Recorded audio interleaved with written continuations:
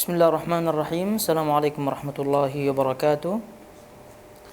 Alhamdulillah wassalatu wassalamu ala Rasulillah wa ala alihi wa sahbihi wa mawalah. Amma ba'd.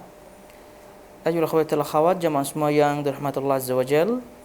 Alhamdulillah, kita bersyukur kepada Allah Azza wa Jal, pada hari ini kita masih diberikan taufiknya untuk kita melanjutkan kembali dan mengikuti kajian rutin kita.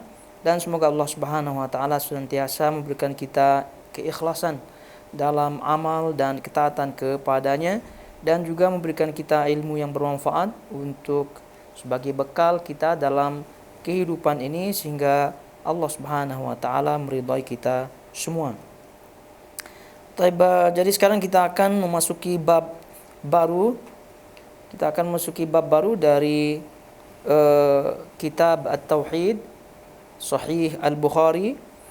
Jadi sekali lagi bab yang ke-51, bab yang ke-51 daripada kitab At-Tauhid min Sahih Al-Bukhari. Jadi kita lihat di situ kata beliau rahimahullahu taala, qala Al-Bukhari rahimahullahu taala, babu ma yajuzu min tafsir at-Taurati wa ghairiha min kutubillahi ta'ala bil arabiyyati wa ghairiha. Liqaulillahi ta'ala fa'tu bit-taurati fatluha in kuntum shadiqin. Jadi disebut di situ di buku terjemahnya, bab di situ ma yajuzu, itu penafsiran yang diperbolehkan, penafsiran yang diperbolehkan dari kitab-kitab Allah seperti Taurat dan yang lainnya dengan bahasa Arab, dengan bahasa Arab. Kemudian selanjutnya sebagai kelengkapannya, Imam Bukhari di situ menukilkan firman Allah surah Al-Imran ayat 93. Al-Imran ayat 93, yaitu fa'tu bit-taurati fatluha. Datangkan Taurat, kemudian baca Taurat tersebut, in kuntum shadiqin, jika kalian benar-benar orang-orang yang benar. Jadi bab ini juga tidak jauh-jauh daripada bab sebelumnya. Maksudnya Al-Imam Al-Bukhari rahimahullahu taala ingin menyampaikan bahwa perbedaan antara fi'il atau perbuatan hamba dengan fi'il sifat Allah Subhanahu wa taala. Sifat Allah Subhanahu wa taala. Dalam hal ini disebutkan di sini tafsir at-Taurati wa ghairiha, penafsiran yang diperbolehkan dari kitab-kitab Allah Subhanahu wa taala. Berarti di sini penafsiran, proses tafsir daripada kitab Allah Subhanahu wa taala, masuk juga dalam hal ini terjemah, itu kan perbuatan manusia, perbuatan hamba. Jadi karena itu ini menunjukkan bahwasanya perbuatan hamba itu lain dengan perbuatan Allah Subhanahu wa taala. Jadi apa yang ditafsirkannya itu dari kalamullah, ya kalamullah. Tapi perbuatan penafsirannya, perbuatan dia menerjemah misal Al-Quran, atau misal At-Taurah, atau misal Al-Injil daripada kitab-kitab Allah Subhanahu wa taala, itu tentu dinisbatkan kepada mereka. Dinisbatkan kepada mereka, yaitu yang melakukannya. Ini tidak jauh-jauh juga daripada bacaan. Jadi yang membaca, proses bacaannya ya tentu dinisbatkan kepada yang membaca. Adapun yang bacaannya, yang dibaca, yaitu kalamullah tentunya. Ya sama seperti ini sekarang, sudah tadi kita sebutkan, yang ditafsirkan, itu tetap kalamullah. Tapi penafsirannya, proses tafsirannya, proses penerjemahnya, itu tentu dinisbatkan kepada orangnya. Ini poin yang disebutkan oleh beliau rahimahullahu ta'ala. Namun tentu yang lain-lainnya juga masuk di situ. Kalau kita melihat dari bab ini dan juga daripada hadis-hadis yang ada, itu dibahas juga oleh para ulama, boleh apa tidak menterjemahkan kitabullah, dalam hal ini Al-Quran, ke dalam bahasa yang lain. Tentu ada khilaf di kalangan para ulama berkaitan dengan terjemah Al-Quran. Maksud terjemah di sini adalah tarjamatu al-ma'ani, terjemah maknanya atau alih bahasa.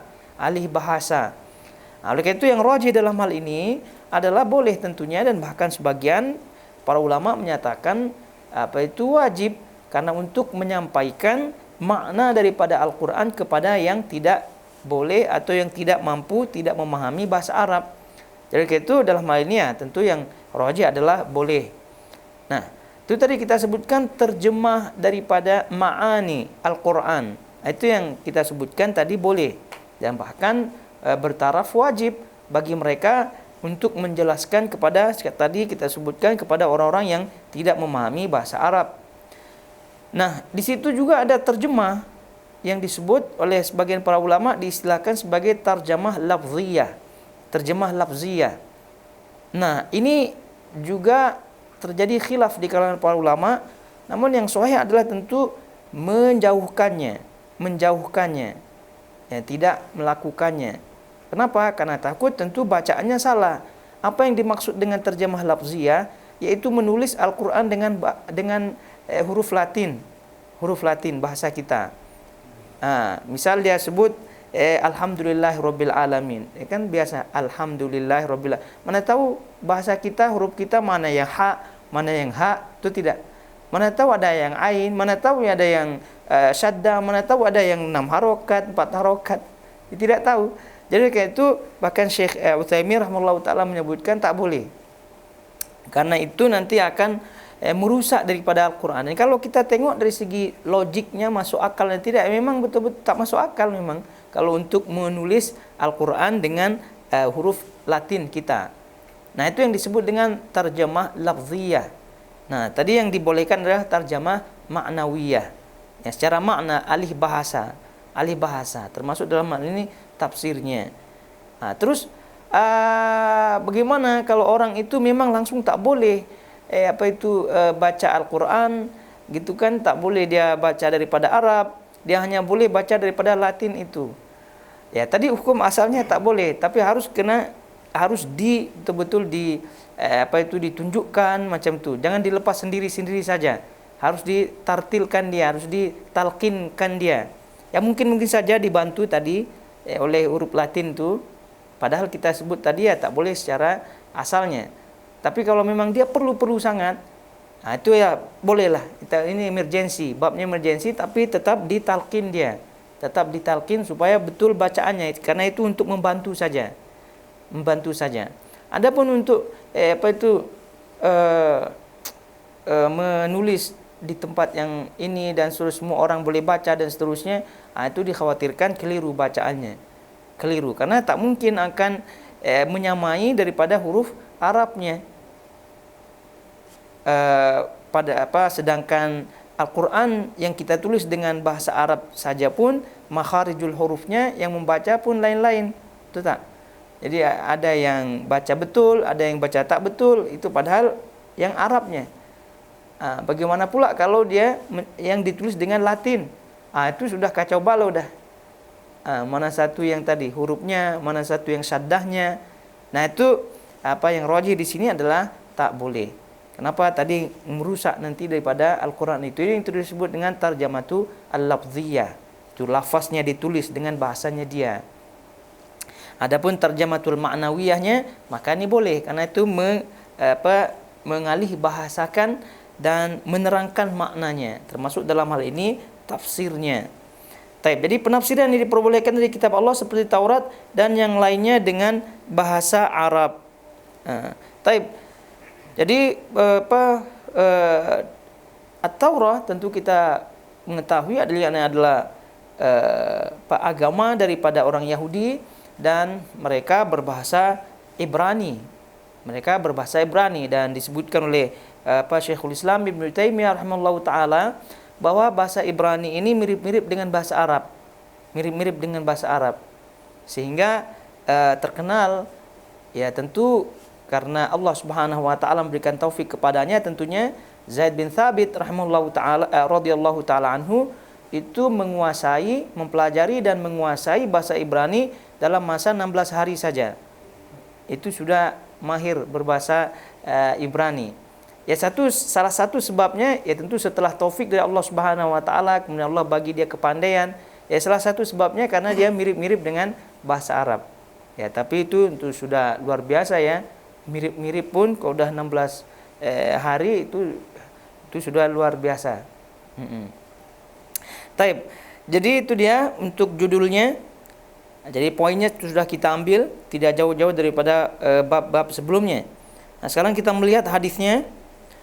Qala Imam Al-Bukhari rahimahullahu taala di situ, haddatsana Muhammad bin Bashar, qala haddatsana Utsman ibn Umar, qala akhbarana Ali bin Mubarak an Yahya bin Abi Katsir an Abi Salamah an Abi Hurairah qala كان أهل الكتاب يقرؤون التوراة بالعبرانية ويفسرونها بالعربية لأهل الإسلام فقال رسول الله صلى الله عليه وسلم لا تصدقوا أهل الكتاب ولا تكذبوهم وقولوا آمنا بالله وما أنزل.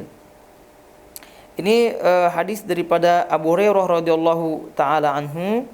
Jadi disebut di situ beliau mengatakan, itu Abu Hurairah radhiyallahu taala anhu berkata, ahli kitab membaca Taurat dengan bahasa Ibrani. Yang tadi kita sebutkan karena dia memang bahasa Ibrani. Taurat itu diturunkan bahasa Ibrani. Al-Qur'an diturunkan dengan bahasa Arab. Dan mereka menafsirkannya, yaitu orang-orang Yahudi menafsirkannya, maknanya mengalih bahasakannya, menerangkannya. Nah, ini tadi masuk ke dalam tarjamatu al-ma'ani, menerangkannya dengan bahasa Arab untuk pemeluk Islam, ya tentu kepada sahabat-sahabat Nabi pada waktu itu. Ya, pemeluk Islam ya pada waktu itu sudah confirm Arab, sudah confirm ya, apa itu berbahasa Arab. Jadi orang Yahudi ini menerangkannya dengan berbahasa Arab. Taib. Lalu kemudian kata beliau rahimahullahu taala, spontan Rasulullah sallallahu alaihi wasallam, jadi langsung gitu mendengar itu, Rasulullah SAW langsung bersabda, otomatis dia mendengar macam itu. Rasulullah SAW bersabda, jangan kalian membenarkan ahli kitab dan jangan pula mendustakan mereka. Katakan saja kami beriman kepada Allah dan apa yang diturunkan itu di surah Al-Imran. Dan juga disebut di sini surah Al-Baqarah. Taib. Jadi di situ tadi dah kita sebutkan At-Taurah bil Arabiyah. At-Taurah bil Arabiyah. Jadi mereka menerangkan Taurat itu dengan bahasa Arab yang sebelumnya yang bahasa aslinya adalah Ibraniyah. Nah, kalau kita melihat kepada poin yang disampaikan oleh Imam Al-Bukhari adalah mereka orang-orang Yahudi itu mengalih bahasakan, menerangkan At-Taurat yang merupakan kalamullah Azza wa Jal. Jadi apa yang dilakukan oleh orang Yahudi tersebut dari menafsirkan, menerangkan Taurat adalah perbuatannya. Adapun Tauratnya itu sendiri adalah kalamullah Azza wa Jal. Ya, sebagaimana tadi kita sebutkan, kalau Al-Quran pun masuk dalam hal tersebut ketika menerjemahkan, ketika menafsirkan dan seterusnya, itu semua dinisbatkan kepada orangnya. Taib. Kemudian di sini masalah kata Nabi alaihi salatu wasallam, la tukadzibuhum la tusaddiqu ahlal kitab wa la tukadzibuhum. Jadi jangan kalian membenarkan ahli kitab, yaitu 100%, dan jangan pula mendustakan mereka, yaitu 100%. Nah, ini yang sering disebut dengan Israiliyat yang datang daripada mereka, yaitu orang-orang Yahudi. Jadi itu tentu apabila sumbernya sudah jelas, maksudnya kejelasan sumbernya daripada Al-Quran, daripada As-Sunnah yang sahihah, maka ini tentu diterima 100%. Israiliyat atau berita, kisah, kabar dari mereka, apabila itu sudah sahih dari sumber-sumber kita, yaitu kaum muslimin, tadi kita sebutkan Al-Quran atau mungkin hadis-hadis yang sahih, maka ini tentu kita benarkan dia 100%. Kita percaya mereka 100%. Nah, yang jadi masalah di sini adalah yang tidak jelas. Ketidakjelasan di sini tidak jelas ada dalilnya sahih atau tidak, atau mungkin kita tak tahu, memang ada dalilnya sahih, sudah sahih, tapi ilmu kita tak sampai atau belum kita baca dan seterusnya, yang awal pertama kita dengar dari mereka pula. Nah, jadi selama kita tidak memiliki ilmu tentang apa yang diucapkan oleh mereka, maka selama itu berlaku ini. Jangan percayai 100%, jangan pula tolak dia 100%. Kenapa? Karena dikhawatirkan apa yang disampaikan oleh mereka itu kalau kita tolak 100%, ternyata benar pula. Itu tidak benar. Kalau kita percaya 100%, ternyata dia bohong, dan sementara mereka pun suka bohong. Nah, jadi oleh itu dalam hal ini tadi kita sebutkan tidak boleh percaya 100% dan juga tidak membenarkan atau tidak menolaknya 100%. Taib. Untuk mempelajari tentu kitab-kitab di luar Al-Quran, ya tentu pada asalnya ini tidak perlu pada asalnya. Tapi sebagian orang yang mungkin diperlukan ya untuk mendakwahkan ahli kitab yang lainnya. Tapi keumuman kaum muslimin ya tentu mempelajari Al-Quran itu lebih aula. Dan itu yang terjadi kepada Umar bin Khattab radhiyallahu taala anhu, dan hadisnya masyhur sekali di mana beliau radhiyallahu taala anhu ditegur oleh Rasulullah sallallahu alaihi wasallam yang membawa kitab-kitab ahli kitab, ya, kemudian membacanya, lalu kemudian ditegur oleh Nabi alaihi salatu wasallam. Itu Umar radhiyallahu taala anhu saja ditegur oleh Nabi sallallahu alaihi wasallam. Ini level Umar yang tentu imannya sudah tidak diragukan lagi. Nah, apalagi kita. Jadi oleh itu kalau tidak kuat basic Al-Qur'annya, akidahnya, ya kemudian juga kalau tidak ada keperluan hajat dan seterusnya, ya tentu ya sudah tak perlulah kita tengok-tengok dia, tak perlulah kita sentuh-sentuh dia, tak perlulah kita baca-baca kitab-kitab mereka. Karena kalaupun mau membantah, ya Al-Quran untuk membantah mereka, untuk kita punya diri, kita defend, kita punya diri, ya itu dah cukup lah. Lain cerita mungkin kalau debat macam mana begitu yang kita lihat di sosial media dan seterusnya, ya itu ya tentu lebih memerlukan ilmu lebih. Tapi sekali lagi bagi kita umat Islam itu hendaknya Al-Quran itu lebih diutamakan.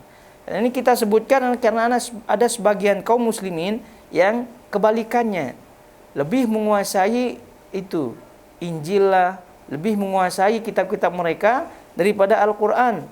Nah, kalau debat ya konon Masya Allah luar biasa debatnya, tapi rupa-rupanya basic Al-Qurannya rapuh.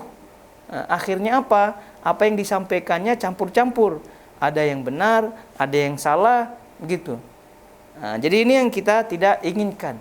Jadi oleh itu seorang muslim itu tegak, kokoh dengan akidahnya, dengan tauhidnya, dengan prinsipnya yang bersumber tentu daripada Al-Quran dan juga As-Sunnah yang sahihah. Jadi itu dia untuk berita-berita yang bersumber daripada luar Islam, dengan kata lain tadi kita sebutkan Israiliyat, apalagi daripada ahli kitab, maka ya tentu sikapnya seperti tadi kata Nabi SAW, jangan kalian membenarkan ahli kitab dan jangan pula mendustakan mereka. Katakan saja kami beriman kepada Allah dan apa yang diturunkan. Nah, kenapa ayat ini sangat-sangat ringkas namun mencakup? Karena ucapan kita amanna billah wa ma unzila, kami beriman kepada Allah dan apa yang diturunkan, maknanya kita juga beriman kepada kitab-kitab tersebut. Nah, jadi beriman kepada kitab-kitab Allah Subhanahu wa taala kan rukun iman. Ya, karena rukun iman, nah ini kita maksudnya adalah mengimani seluruh kitab-kitab yang sudah diturunkan oleh Allah Subhanahu wa taala secara umum. Adapun cerita-cerita mereka tadi kita sebutkan, ya itu urusan mereka, dan kita pun tadi 100% tidak percaya, ya 50-50 lah begitu. Jadi tidak ditolak 100% dan juga tidak dipercayai 100%. Jadi dengan ucapan amanna billah wa ma unzil, kami beriman kepada Allah dan apa yang diturunkan, yaitu mencakup juga Taurat, Injil, Zabur dan seterusnya yang pernah diturunkan oleh Allah Subhanahu wa taala secara umum. daripada kitabnya. Adapun detail isinya ya tentu kita serahkan kepada Allah Subhanahu wa taala. Baik. Kemudian hadis berikutnya adalah qala haddatsana Musaddad qala haddatsana Ismail an Ayyub an Nafi' an Ibnu Umar radhiyallahu anhuma qala utiya an-nabi sallallahu alaihi wasallam bi rajulin wa imra'atin minal yahudi qad zanaya faqala lil yahudi ma tasna'una bihima qalu nusakhimu wujuhahuma wa nujzihima qala fa'tu bit tawrati fatluha in kuntum shadiqin faja'u faqalu li rajulin mimman yardawun ya a'war iqra faqara'a hatta intaha ila mawdi'in minha fawada'a yadahu alayhi qala irfa' yadaka farafa'a yadahu fa idza fihi ayatul rajmi taluhu faqala ya Muhammad inna alayhima ar-rajm walakinna nukatimuhu bainana fa'amara bihima farujima fara'aituhu yujani'u 'alaiha al-hijarah. Taib, di sini hadis dari pada Ibnu Umar radhiyallahu taala anhuma, dan kita baca di sini seorang laki-laki dan wanita yang berzina didatangkan kepada Nabi sallallahu alaihi wasallam. Seorang laki-laki dan wanita Yahudi yang berzina didatangkan kepada Nabi sallallahu alaihi wasallam. Jadi mereka minta hukum kepada Nabi sallallahu alaihi wasallam, berhukum. Ini padahal jarang-jarang mereka berbuat demikian ya. Jarang-jarang. Dan itu dalam riwayat Abu Daud disebutkan kenapa mereka pergi ke Nabi sallallahu alaihi wasallam, karena mereka lihat dari sifat-sifat Nabi SAW itu kan lemah lembut, penyayang dan seterusnya. Sehingga mereka mengatakan kita bawa ini orang yang berzina ini kepada Nabi SAW, karena Nabi SAW kata mereka nabiyun yub'atsu bitakhfif, katanya nabiyun yub'atsu bitakhfif, yaitu seorang nabi yang diutus dengan membawa keringanan, jadi otaknya itu udah berpikir karena ini pasti akan diringankan, karena seperti yang tidak kita baca tadi ya, bahwa di dalam kitab Taurat itu rajam, dan rajam hukumnya. Oleh karena itu mereka berinisiatif untuk membawa mereka ini kepada Nabi SAW, harapannya dapat keringanan. Harapannya dapat keringanan. Inilah akal-akalan orang-orang Yahudi.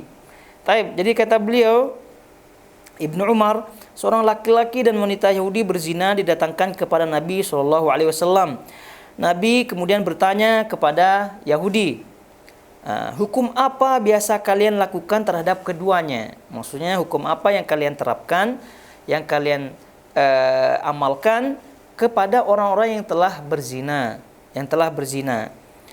mereka menjawab, orang Yahudi ini menjawab, karena tentu mereka membawa kedua ini ya tentu bersama banyak orang ya, bukan berdua saja yang datang, tapi tentu perwakilan mereka.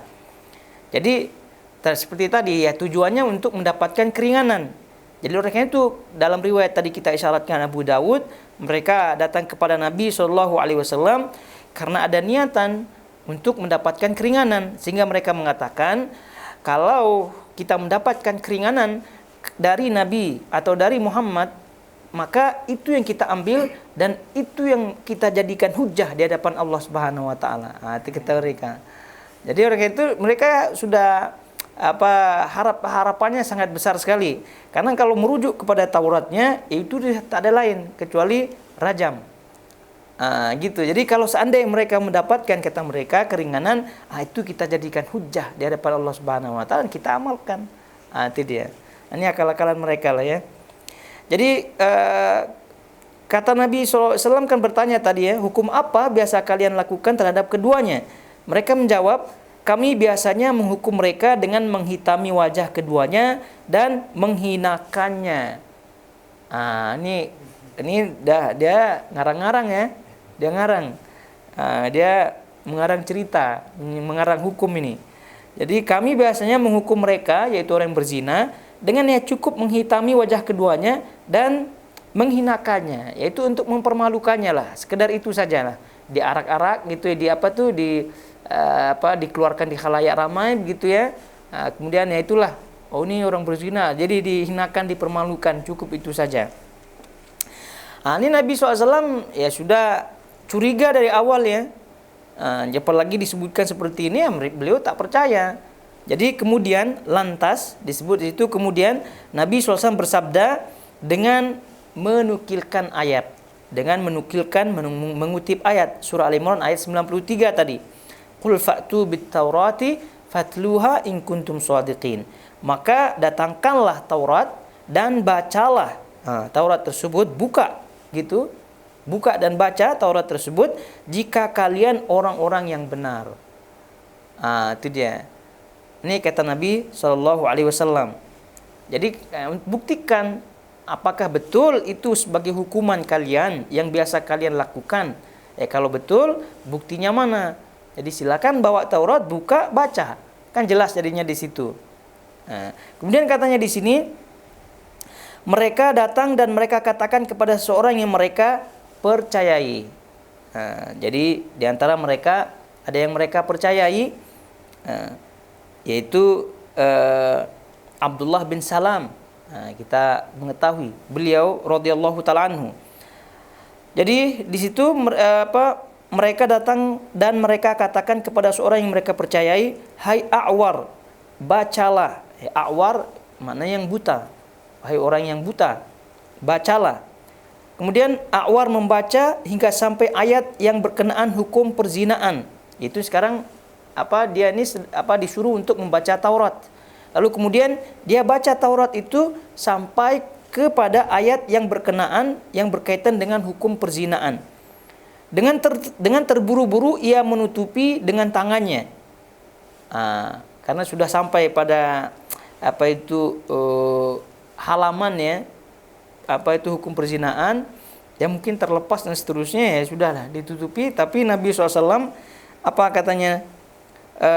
Maka Nabi menegur, hai, angkatlah tanganmu. Maka ia angkat tangannya, dan ternyata yang ia tutupi adalah ayat rajam. Itu dia. Jadi disuruh baca, buka, ya dia buka, dia baca. Tapi ketika sampai pada ayat-ayat, maksud ayat-ayat Taurat yang berkaitan dengan perzinaan, dia tidak baca, dia tutup saja dulu. Lalu Nabi SAW pun menegurnya, baca. Lalu kemudian ya di situ disebutkan, dan ternyata yang ia tutupi adalah ayat rajam. Lalu di situ Al-A'war berkata, hai Muhammad, kedua orang itu wajib dirajam, hanya kami merahasiakannya di antara kami. Maka Nabi perintahkan agar keduanya dirajam, dan kemudian keduanya pun dirajam. Sungguh aku lihat, kata Ibnu Umar ya, sungguh aku lihat yang laki-laki membungkukkan badannya ke arah wanita untuk mencegahnya agar tidak terkena batu. Maksudnya menunjukkan bahwasanya mereka betul-betul dirajam. Jadi oleh karena itu karena kasihan terhadap mereka yang dirajam, jadi mereka ada inisiatif untuk menghalangi batu jangan sampai terkena mereka. Itu menunjukkan bahwasanya Ibnu Umar betul-betul melihat mereka dirajam oleh Nabi SAW. Jadi dalam riwayat tadi kita sebutkan, riwayat Abu Dawud juga demikian sama. Jadi ketika dibacakan kepada beliau Taurat, lalu jelas bahwa di dalam Taurat tersebut disebutkan hukumnya adalah rajam, maka kata Nabi SAW dalam riwayat tersebut, Nabi SAW menyebutkan, aku memutuskan hukum sebagaimana putusan hukum Taurat. Itu kata Nabi. Ini dalam lafaz yang ini disebutkan seperti ini. Dalam lafaz Abu Daud disebutkan, setelah beliau dibacakan, maka Nabi SAW, aku putuskan putusan sebagaimana yang diputuskan oleh Taurat, yaitu dirajamlah dia. Di sini juga kata para ulama kaitannya dengan orang-orang kafir, ya, orang-orang kafir, orang non-muslim, jika mereka meminta hukuman atau jika mereka berada di hukum Islam atau di bawah kekuasaan kaum muslimin, maka mereka dihukumi secara hukum Islam sesuai dengan apa yang ada pada ajaran mereka. Tapi kalau tidak ada pada ajaran mereka, maka tidak dihukumi dengan hukum Islam. maka tidak dihukumi dengan hukum Islam. Nah, ini menunjukkan toleransi daripada Islam kalau kita berbicara toleransi. Jadi orang-orang non-muslim atau orang kafir yang tinggal di negeri Islam, ya kalau negeri Islamnya melakukan atau menerapkan hukum-hukum hudud, maka ya tentu orang-orang kafir tersebut itu tidak pada asalnya ya tidak dihukumi hukum hudud kecuali apabila ajaran mereka sesuai dengan ajaran Islam. Nah, ini kenapa Nabi SAW merajam daripada orang Yahudi ini? Ya karena memang ajaran Yahudi kalau berzina itu dirajam. Kalau berzina itu dirajam. Nah, jadi orang itu yang mereka anggap halal, ya, misal khamar misalnya. Ya, minum-minum alkohol misalnya. Ya, boleh-boleh saja mereka misal di ajaran mereka itu halal. Oleh karena itu, kalau demikian adanya, maka tidak boleh dilarang. Tidak boleh dilarang. Mereka tidak boleh dilarang.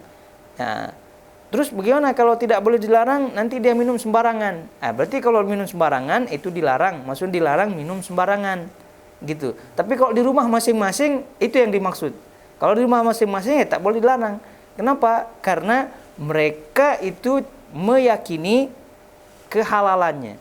Ya kalau betul-betul di ajarannya atau di kitabnya atau di apalah gitu ya, di ajarannya itu mereka anggap itu halal. Jadi intinya kalau mereka anggap itu halal, sementara di ajaran kita, di ajaran Islam itu haram, maka tidak boleh dilarang. Dalam arti tidak boleh dilarang apabila mereka melakukannya pribadi-pribadi. Tapi kalau di tempat umum ya itu bukan dilarang atas nama ajarannya, tidak, tapi karena memang kacau balau di tempat umum. Nah, jadi kalau yang membuat kacau di tempat umum ya tidak hanya yang dianggap halal atau tidak haram, semua yang dianggap kacau balau itu semua harus ditertibkan tentunya. Nah, jadi sekali lagi itu yang harus difahami. Itu menunjukkan bahwasanya Islam itu sangat-sangat berkasih sayang, bertoleransi ya kepada orang-orang non-muslim, orang-orang kafir. Ya, tapi ya toleransinya ada batas-batasannya sebagaimana yang kita ketahui. Taib, itu dia untuk bab ini. Lalu kemudian kita membaca masuki bab baru ya. Bab baru disebut di situ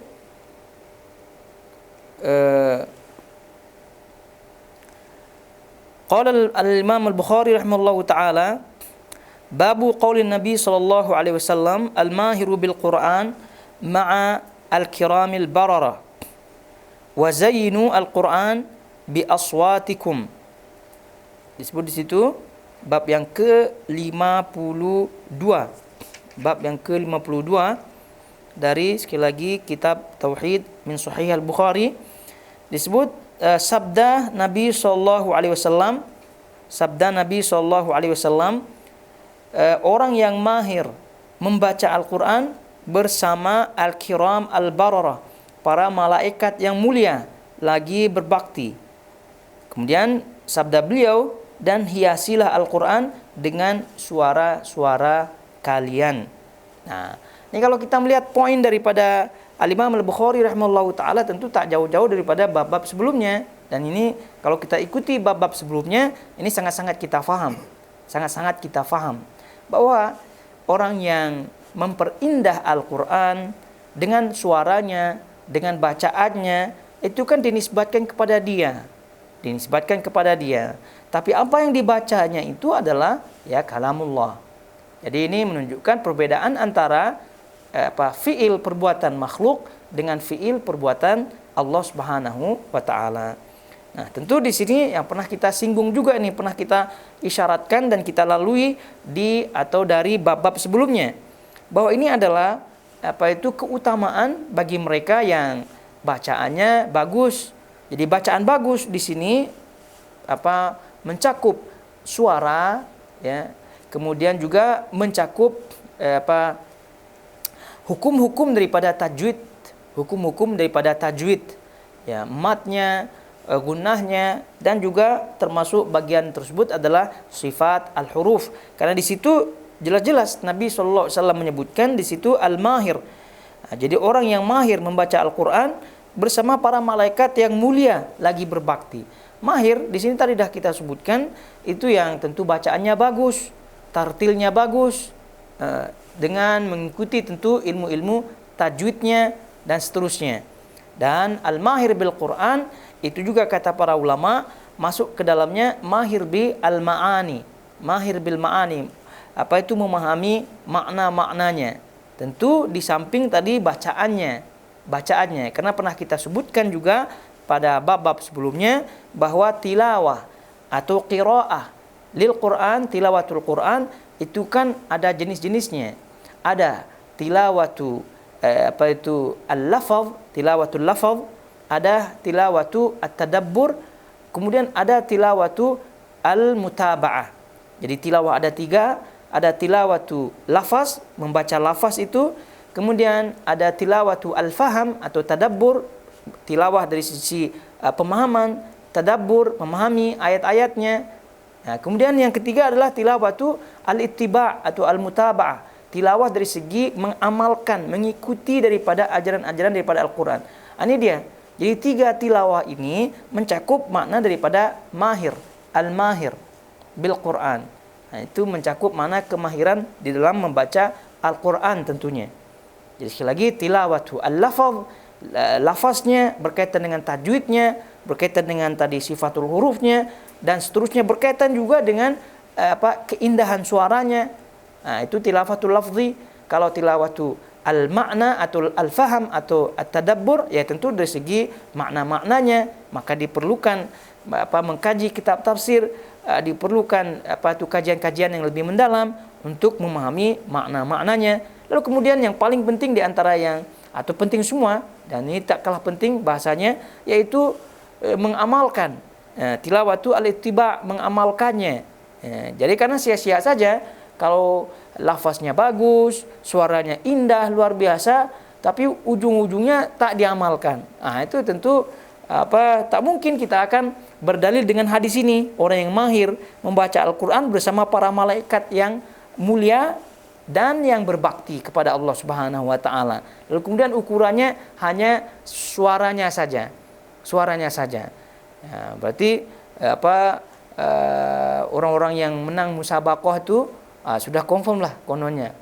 Ya mungkin kita doakan secara zahir ya, tapi yang paling utama adalah sekali lagi tadi membaca Al-Quran lalu kemudian mengamalkannya. Nah, ini juga sekaligus bagi kita semua untuk mendorong kita, menyemangatkan kita lebih banyak lagi membaca atau mempelajari tajwid, mempelajari Al-Quran tersebut. Kemudian juga di sini disebut hiasilah Al-Quran dengan suara-suara kalian. Ya tentu masing-masing suara itu lain-lain ya tentu ya. Bahasanya pita-pita suara kita lain ya. Tidak sama, suara fulan dengan suara fulan tidak sama.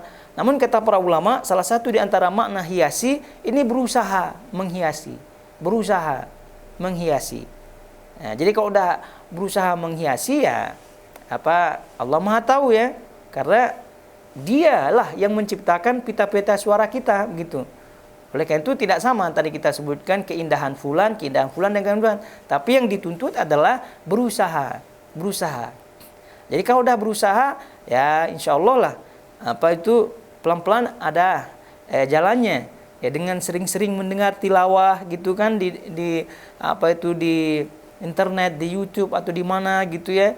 Ikuti pelan-pelan, mana yang paling mudah untuk diikuti. Nah, itu caranya.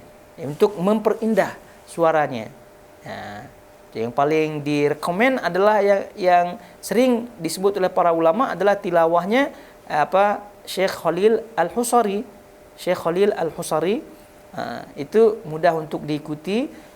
Kemudian juga masyayikh qurra yang lainnya yang sangat-sangat terkenal, Al-Minshawi dan seterusnya. Nah, itu silahkan diikuti untuk dalam rangka memperbagus bacaannya. Ya, bukan seperti yang dibaca dalam musabaqah itu. Seperti bacaan yang menderu, mendayung begitu, entah mana larinya, nafasnya panjang begitu berkilo-kilo. Itu ya tidak seperti itu juga, dan bahkan itu ditegur juga oleh para ulama karena itu ujung-ujungnya mirip-mirip dengan nada-nada lagu dan seterusnya. Jadi ini normal-normal saja tapi indah suaranya didengar.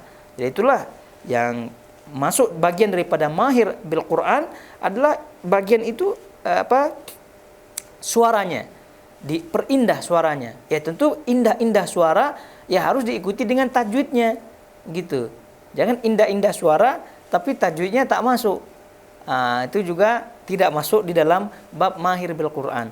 Tapi yang paling pertama sekali kita ikuti adalah, kita tuntut adalah belajar tajwid dulu.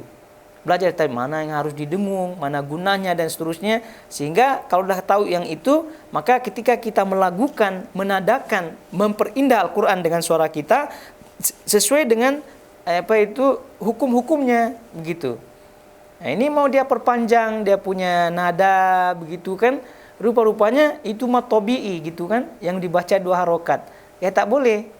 Nah, ini dia mainkan suaranya, dia mainkan nadanya itu pada mat atau pada bacaan-bacaan yang boleh di situ dipanjangkan. Seperti mat wajib misalnya dibaca 4 harokat, mat lazim misalnya dibaca 6 harokat, kan boleh di situ agak mendayu-dayu dikit ya, tapi batasannya 6 harokat saja, batasannya 4 harokat saja begitu. Nah, artinya ini tajwid itu adalah standar untuk memperbagus kita punya suara. Jadi poinnya adalah kita ambil itu semua. Jadi tadi kita dah awal sebutkan 3 tilawah tadi, lalu kemudian kita mempelajari tajwid, lalu kemudian kita berusaha menghiasi Al-Quran, bacaan Quran kita dengan suara-suara kita masing-masing. Saya itu diperlukan ketika kita membaca, diperlukan dikuatkan suaranya, ditinggikan suaranya, begitu kan? Karena kalau bacaannya Alhamdulillahirabbil alamin, itu tak jelas mana suaranya ya. Nah, ini kita berbicara memperbagus bacaan, memperbagus tilawah kita. Jadi kalau di rumah ya silakan angkat suaranya, kuatkan suaranya untuk mendapati suara yang bagus. Ya, tapi kalau udah di tempat umum, bacaan di masjid, ya itu udah masing-masing ya. Nah, baik. Jadi ala kulli hal ini karena ini juga kita di bulan Ramadan ya, bulan Al-Qur'an. Ya, jadi ini kita berusaha pelan-pelan gitu ya untuk memperdalam Al-Qur'an itu dari segi 3 tilawah tadi, dan kemudian pelan-pelan kita memperbagus kita punya bacaan, dan juga sampai-sampai Nabi SAW menegaskan itu bahwa barang siapa yang tidak memperbagus bacaannya, suaranya, itu bahkan kata beliau bukan dari golongan kami. Man lam yataghanna bil Qur'an falaisa minna. Nah, ini menunjukkan kita tak begitu kurang bagus kalau orang itu membaca Al-Qur'an dengan suara datar saja. Gitu, tidak ada ininya. Itu biasanya kalau datar begitu nanti nyawanya hilang ya. Begitu. Ini harus ada gitunya, begitu gerakan-gerakannya. Tapi kalau set gitu nanti ini ada nyawa dan nafasnya apa tidak nih orang. Gitu. Baik. Lalu kemudian kita masuk ya ke hadis yang pertama di sini. Qala haddatsani Ibrahim ibnu Hamzah, qala haddatsani ibnu Abi Hazim an Yazid an Muhammad ibn Ibrahim an Abi Salamah an Abi Hurairah annahu sami'a an-nabi sallallahu alaihi wasallam yaqul ma adzina Allahu li syai'in ma adzina lin-nabi hasanis sauti bil Qur'an yajharu bihi. Ini hadis semua sudah kita lalui ya. Sudah kita lalui di bab-bab sebelumnya. Hadis Abu Hurairah radhiyallahu ta'ala anhu bahwa ia mendengar Nabi sallallahu alaihi wasallam bersabda, Allah tidak pernah mengizinkan sesuatu sebagaimana izinnya terhadap nabinya untuk memperindah suara Al-Quran dan menyaringkannya, menguatkan suara. Seperti tadi dah kita sebutkan kan. Kalau di rumah, maksudnya tidak ganggu orang, itu ya silahkan kuatkan suaranya untuk mencapai hasanus saut, mencapai suara yang baik, suara yang bagus. Gitu. Ini masalah kadang-kadang kita malu-malu kadang gitu untuk memperdengarkan suara kita begitu. Suara buruk, tak baik, tak bagus suaranya. Itu bukan itu intinya. Intinya adalah bagaimana kita ada usaha untuk memperbagus suara tersebut, mempelajari mana ikut-ikut di awal-awal, ikut tadi syekh-syekh qiraah itu, kita ikuti pelan-pelan, nanti lama-lama memiliki nada tersendiri. Nah, juga disebutkan oleh para ulama hasanus saut, memperbagus suara, zayyinu Al-Qur'an, hiasilah Al-Qur'an dengan suara-suara kalian. Ini kata para ulama masuk di luar solat, juga masuk di dalam solat.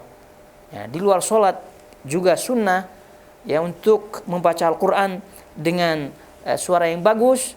Juga di dalam solat juga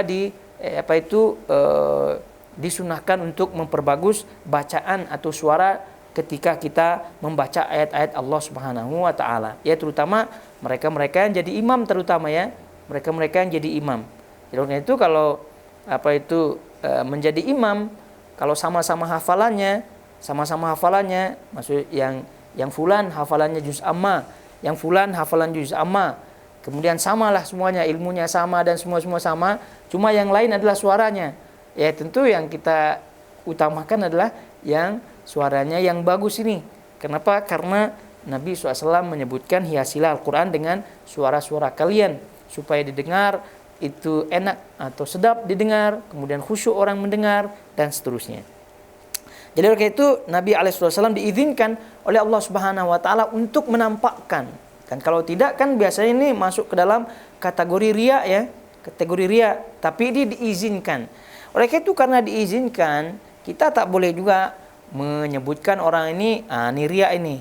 Tak boleh, karena memang ini diizinkan untuk ini. Tapi juga kita faham untuk diri-diri kita masing-masing. Karena ini diizinkan, dibolehkan, dan bahkan disunahkan untuk memperdengarkan bacaan, untuk memperindah bacaan. Nah, sebab itulah kita jaga diri kita, ruang hati kita, jangan sampai masuk riya di dalamnya. Karena hal ini sebagaimana kata Nabi SAW, itu kemunafikan itu banyak masuk pada diri orang-orang yang membaca Al-Quran, pada diri orang-orang yang baca Al-Quran, kemunafikan, riya. Jadi aktsaru ummati munafiqi ummati, kata Nabi SAW, itu qurra'uha.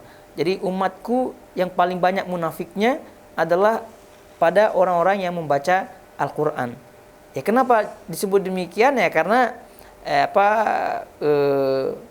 banyak di antara mereka-mereka yang membaca Al-Quran dengan bagus, harapannya dipuji harapannya minimal mendapat like subscribe, apalagi dan seterusnya, banyak jemputan, undangan itu duniawi Tapi sekali lagi ini urusan pribadi-pribadi mereka, dan kita tentu tidak boleh menghukumi secara zahir lalu kemudian kita sebut ini munafik dan seterusnya.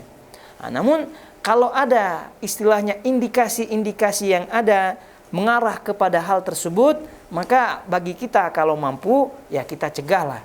Kalau bagi pribadi kita, kalau kita mampu cegah, kita tak mau, begitu kan? Lalu kemudian kita kalau mampu mencegah, mungkin saja kita sebagai panitia misalkan, atau tuan rumah misal, udah jangan buat, karena itu membuka daripada pintu-pintu kemunafikan, dalam hal ini riya. Dalam bab qiraah. Tapi sekali lagi kita tak boleh menghukumi langsung ini riya. Contoh, dan itu disebut oleh para ulama begitu kaitannya dengan imam sholat, lalu kemudian ada kamera di situ. Itu dia. Ini kita pada asal tak bolehlah kita sebut ini imam riya. Tak boleh, betul tak? Tidak boleh, karena memang itu diizinkan untuk memperdengar. Tapi masalah sekarang nih kameranya itu videonya dan seterusnya, itu indikasi mengarah ke situ itu sangat-sangat besar. Jadi seperti tadi kita sebutkan, untuk diri kita, misal kita ditunjuk sebagai imam di situ, udah tak payahlah pakai kamera ini kan, ini merusak niat ini. Bagaimanapun cara kita ikhlaskan niat susah, karena kita tahu nih ada kameranya. Nah, gitu. Ya kalau hanya record suara sih mungkin agak ringan ya. Agak ringan. Tapi kalau udah video-video itu, kita pun susah, konsentrasi susah, kemudian macam-macam niatnya setan rupanya, pulang besar. Sebab itulah kata para ulama ya tidak dianjurkan ya untuk merekod video dan seterusnya kepada sang imam itu atau bacaannya itu. Video dan kenapa? Karena memang tidak divideokan saja itu celah riak pun sudah besar ya, apalagi divideokan itu gate-nya sudah terbuka selebar-lebarnya. Nah, itu yang harus diperhatikan. Namun ya sebagian orang tidak memperhatikan demikian. Ya semoga Allah Subhanahu wa taala memberikan hidayah kepada kita semua. Taib, kemudian hadis berikutnya, qala haddatsana Yahya ibn Bukair qala haddatsana Al-Laits an Yunus an Ibn Shihab qala akhbarani Urwah ibn Zubair wa Sa'id ibn al-Musayyab wa Alqamah ibn Waqqas wa Ubaidullah bin Abdullah an hadis Aisyah hina qala laha ahlul ifki ma qalu wa kullun haddathani ta'ifatan min al-hadith qalat fattaja'tu ala firashi wa ana hina idzin a'lam anni bari'atun wa anna Allah yubarri'uni walakinni wallah ma kuntu adhunnu anna Allah yunzilu fi sya'ni wahyan yutla wa li sya'ni fi nafsi kana ahqar an yatakallama Allah fiyya bi amrin yutla wa anzalallahu azza wa jal innal ladzina ja'u bil ifki usbatun minkum al-ashr al-ayati kullaha. Tapi hadis ini juga telah kita lalui ya. Hadis ini juga telah kita lalui, namun kita baca saja. Di sini daripada Aisyah radhiyallahu ta'ala anha, ini hadis peristiwa al-ifk ketika beliau difitnah, dan ini fitnahnya sangat masyhur sekali dalam kitab-kitab sejarah. Jadi kata beliau, ketika penyebar berita bohong, ya, al-ifk itu adalah kebohongan, atau bahasa kita sekarang hoax, gitu, berita hoax, mengisukan ia selingkuh, dan masing-masing menceritakan kepadaku sejumlah hadis. Peristiwanya masyhur ya, ketika beliau bersama para sahabat Rasulullah SAW itu dalam safarnya, berjalan bersama, lalu kemudian sempat beristirahat. Nah, lalu kemudian Rasulullah SAW setelah beristirahat sejenak, beliau bergerak menuju Madinah.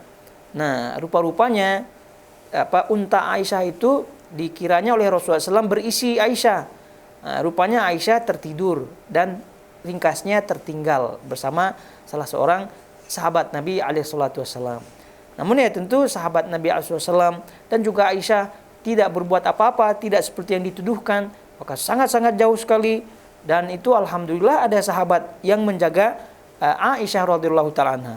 Itu malah kita bersyukur ada yang menjaga Ummul Mukminin. Kalau tidak ya wallahu alam apa yang terjadi, perempuan sendiri di tengah padang pasir, di tengah jalan dan seterusnya pada waktu itu itu naudzubillah tentunya. Justru malah kita bersyukur. Tapi ini bukannya bersyukur, malah dituding-tuduh, fitnah dan seterusnya oleh orang-orang ya, terutama orang-orang munafik ya, yang menyebarkannya, dan sebagian kaum muslimin juga ada yang terpengaruh. Taib, berita bohong, berita hoax yang mengisukan ia selingkuh, dan masing-masing menceritakan kepadaku sejumlah hadis. Aisyah berkata, nah ini keadaan beliau pada waktu itu, dan Nabi SAW juga sebagai manusia biasa yang belum diturunkan wahyu, walaupun yakin itu tidak terjadi, itu hoax ya 100% ya, tapi namanya kepastian ya perlu adalah.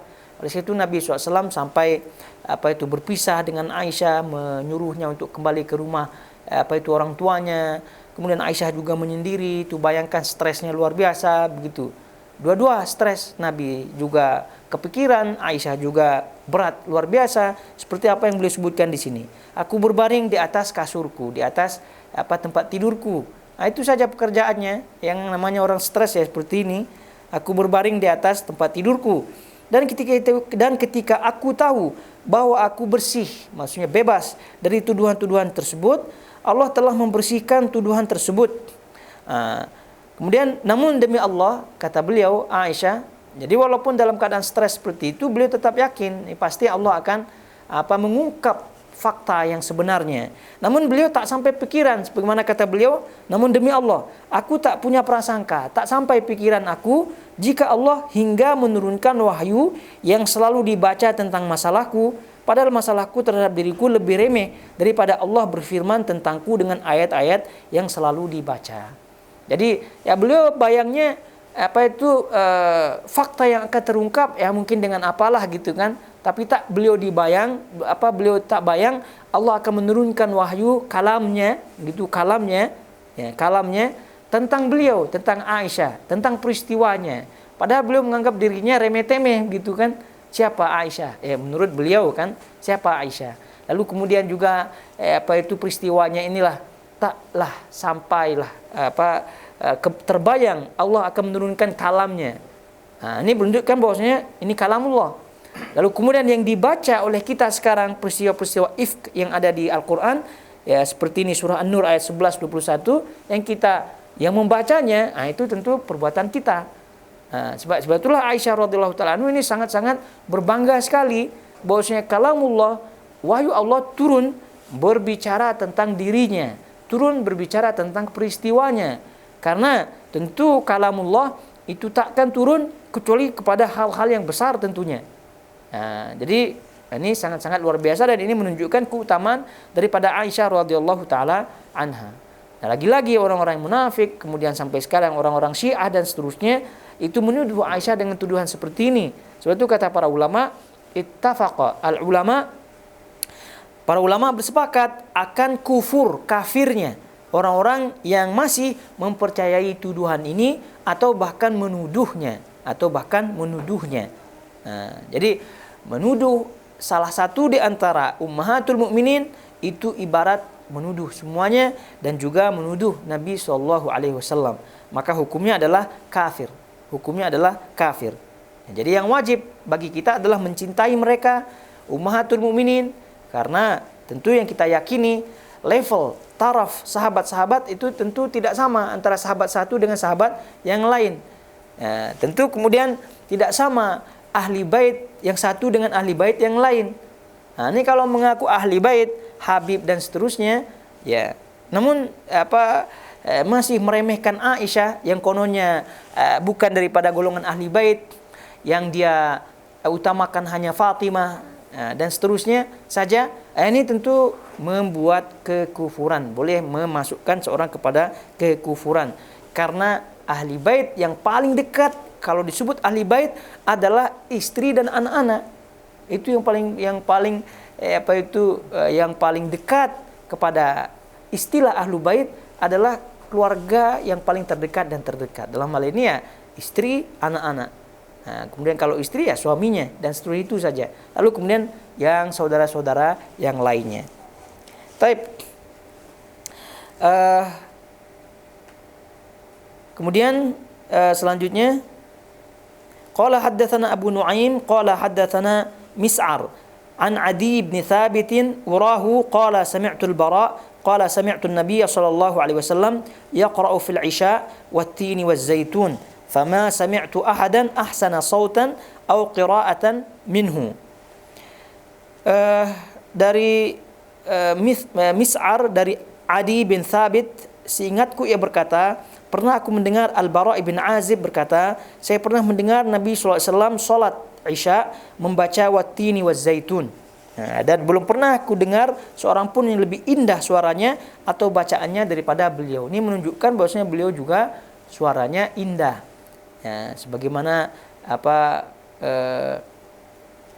Nabi Daud alaihissalatu wassalam juga indah suaranya, dan juga terkenal di antara sahabat-sahabat Nabi SAW itu ada di antara mereka yang indah suaranya seperti Abul Ahsan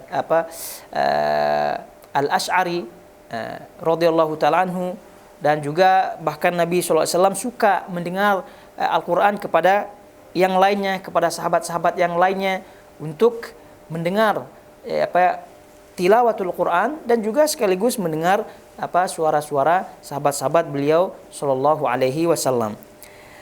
Terus kemudian selanjutnya qala haddatsana Hajjaj ibn Minhal qala haddatsana Hushaim عن أبي بشر عن سعيد بن جبير عن ابن عباس رضي الله عنهما قال كان النبي صلى الله عليه وسلم متواريا بمكة وكان يرفع صوته فإذا سمع المشركون سبوا القرآن ومن جاء به فقال الله عز وجل لنبيه صلى الله عليه وسلم ولا تجهر بصلاتك ولا تخافت بها. Ini daripada Ibnu Abbas radhiyallahu taala anhuma, ia berkata Nabi SAW sembunyi-sembunyi di Mekah, ya tentu di awal-awal dakwah beliau. Namun beliau mengeraskan suara bacaan, menguatkan suara bacaan. Saat orang-orang musyrik mendengar suara bacaan beliau, mereka mencaci Al-Quran dan orang yang membawanya, yaitu Nabi SAW yang membacanya. Maka Allah Azza wa Jalla pun menurunkan ayat kepadanya, kepada nabinya, dan janganlah engkau menyaringkan, menguatkan bacaan solatmu dan jangan pula melirihkannya. Itu menunjukkan bahwasanya asalnya menguatkan suara itu boleh, ya. Namun dilihat keadaannya. Ya, ini tentu pandai-pandai kita cek keadaan masing-masing. Apabila kita atau kapan kita menguatkan suara, terus kemudian kita mengeraskan, merendahkan dan seterusnya, itu dilihat, ditimbang keadaan.